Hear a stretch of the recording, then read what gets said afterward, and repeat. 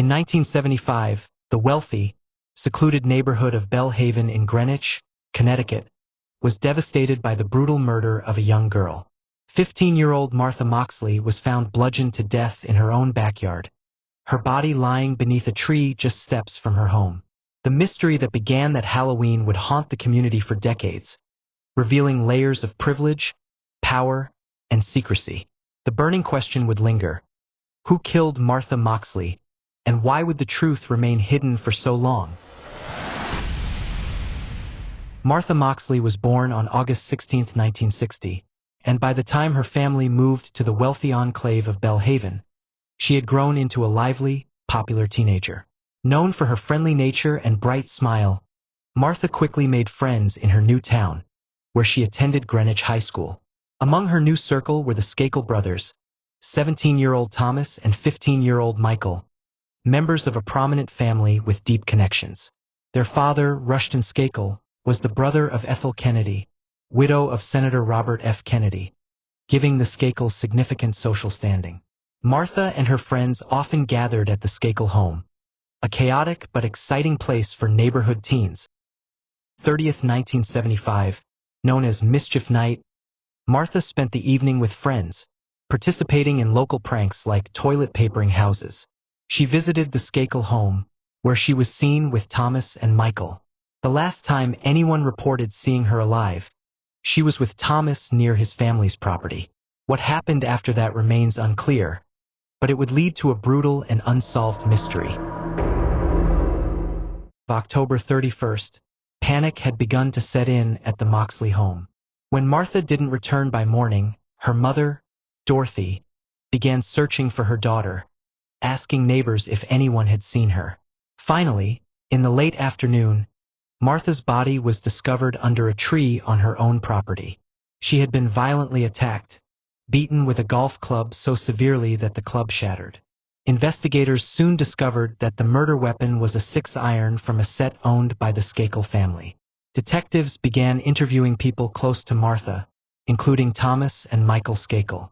Thomas initially claimed that he'd last seen Martha around 9:30 p.m. and had then returned home. But inconsistencies in Thomas's story, paired with the Skakels' silence and resistance to police, only deepened the mystery.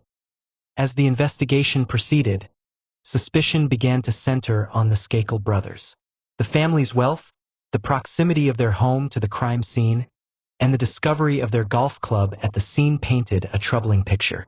The Skakel family was known for a wild, chaotic lifestyle, with Rushton Skakel often away, leaving his children largely unsupervised.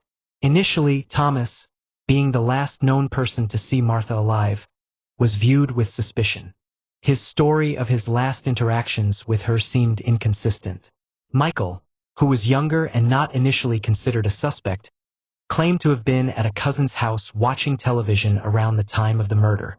However, his behavior over the years, including alleged admissions to friends and erratic conduct, would later pull him into the heart of the investigation.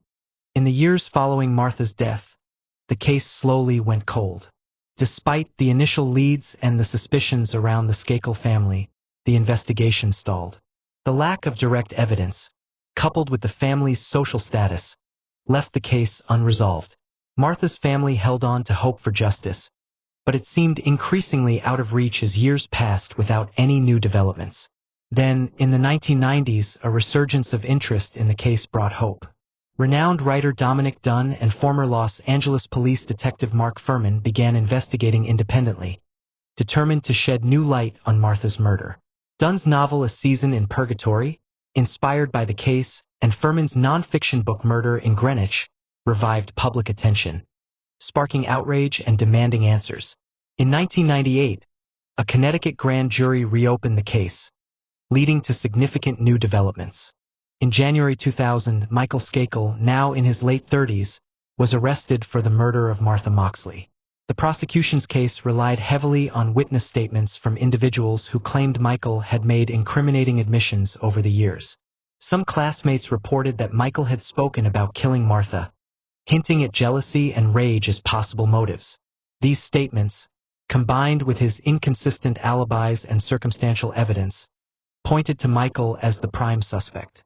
In 2002, Michael Skakel went on trial, with prosecutors presenting their case that he had killed Martha in a fit of jealousy.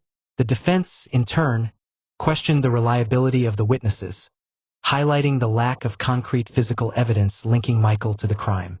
Despite the defense's efforts, Michael was found guilty of murder and sentenced to 20 years to life in prison. For Martha's family, the conviction offered a moment of relief, a sense that justice had finally been served after nearly 3 decades.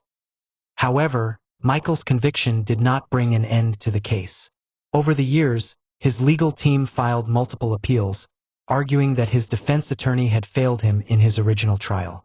In 2013, a judge vacated his conviction on the grounds of inadequate legal representation, and Michael was released on bail.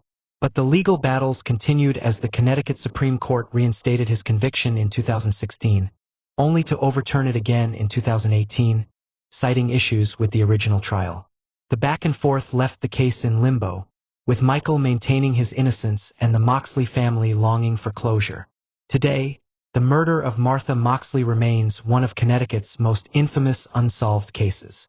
Although Michael Skakel remains a person of interest, the court's decision left the case without a definitive resolution.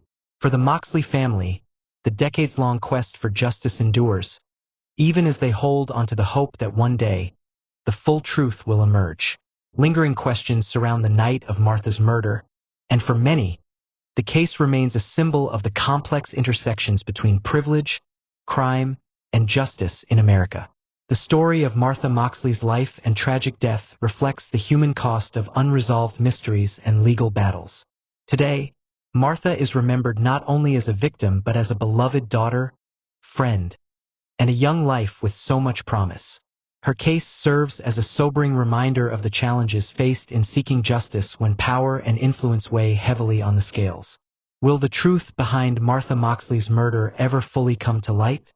Perhaps one day, new evidence or a confession may provide the answers her family has longed for.